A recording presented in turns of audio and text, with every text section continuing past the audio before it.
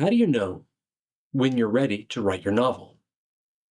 Whether it's your first novel or your next novel, you'll spend some time kicking around an idea before you start. And it's not always easy to tell when you're really ready to start writing it. So before you dive in, make sure you're prepared. Here's a simple checklist: 10 things to ask yourself before starting a novel. First, do you have a clear core idea? A what if that the story explores? If you don't have a clear core concept, what are you even writing about? It should be interesting, novel, or unique. At the very least, be your own unique take on an existing archetype or trope. You should be able to articulate it in a single sentence, like an elevator pitch. If you can't do this, you're probably not ready to start writing. Second, do you understand the main characters? Do you understand their personalities? Who are these people? What is unique and interesting about them? Why do you want to write about them? What are their motivations? These people are about to do some stuff. Why? If you don't understand their motivations, neither will your readers, and the story's going to fall flat. And if your readers don't understand the character motivations, they're not going to believe your story. What are their backgrounds? Where do they come from? What shaped the way they are and the way they view the world? Understanding this helps you write deeper, richer characters. Their situation. Where are they starting from? What are they doing when the inciting incident happens? What are their worries and fears? What occupies their mind? What holds them back? What are their goals? Everyone needs something. What do they need? What do they want? What are they working toward? If you don't know that, your characters are going to wander around, your plot's going to wander around, and you're going to waste a lot of time trying to figure that out. Figure that out before you start writing. What are their secrets? Secrets make characters more interesting, especially if there are consequences when those secrets are revealed.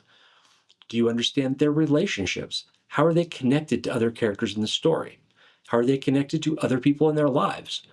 If you don't know these things about a person, you're not going to believably capture them on the page. You won't be able to sell them to your readers, and you won't know how they'll handle the situations they're about to encounter. Now, you don't need to know as much about minor characters. You can flesh these out as you go along, but any kind of secondary characters, if you have a good idea of who they are, it's going to help you a lot. Third, do you have an outline or a framework for the story? Now, some people swear by pantsing, and if you're new at this, an outline gives you 1,000% better chance of finishing your novel. An outline keeps you from writing page after page of material you'll just end up throwing away. An outline keeps the story tighter. An outline keeps you from wasting your time. And the further you get in this process, the more important your time is going to be. Now, this can be as simple as a single page with top-level ideas, or it can be a detailed 30 to 50 page outline that captures every scene. That's really a matter of personal taste. But whether you outline or not, do not try to start a novel until you have at least, an absolute least, an exciting incident, a midpoint, a climax, and a resolution. If you don't have those, you don't know where you're going and you're going to get lost. Fourth, are you comfortable enough with the setting to explain it to your readers? If it's a setting you created, have you built up the world sufficiently that you understand the geography, the culture, the economy? If it's speculative fiction, do you understand the technology and the magic of this world? If it's a real world setting, are you familiar with it? Have you been there? Have you researched it? Do you understand how the people who live there think, what they believe, what they care about, their daily routines? Do you know what the streets are like? Do you know what the nightlife is like? If you don't understand these things, you might want to visit, if you can, or at least do a lot of research before you start writing about it. Otherwise, people who are familiar with the place, they're not going to believe your story. 5, have you defined the conflict and the stakes for your story? What is the main conflict? Whether it's internal, external, or both, what is it? How does it drive the narrative? If you don't understand this, your story is going to wander off the rails really fast. And these conflicts, do the stakes matter? Will the characters' lives be changed one way or another? If the answer is no, your stakes aren't high enough. You need to have bigger stakes in your story. Number 6, do you have an ending? Do not ever start a novel unless you know how it ends. Every story I've heard of a writer failing to finish a novel stemmed from one thing: starting it without knowing where it was going, without knowing the ending. If you don't know the ending of your story, it's like firing a bow into the air. Yeah, the arrow's going to come down somewhere, but first, you probably won't find it. And second, you're not going to hit the target. If you don't know the ending, you won't know which scenes matter. You won't know which characters matter. You won't know what to focus on.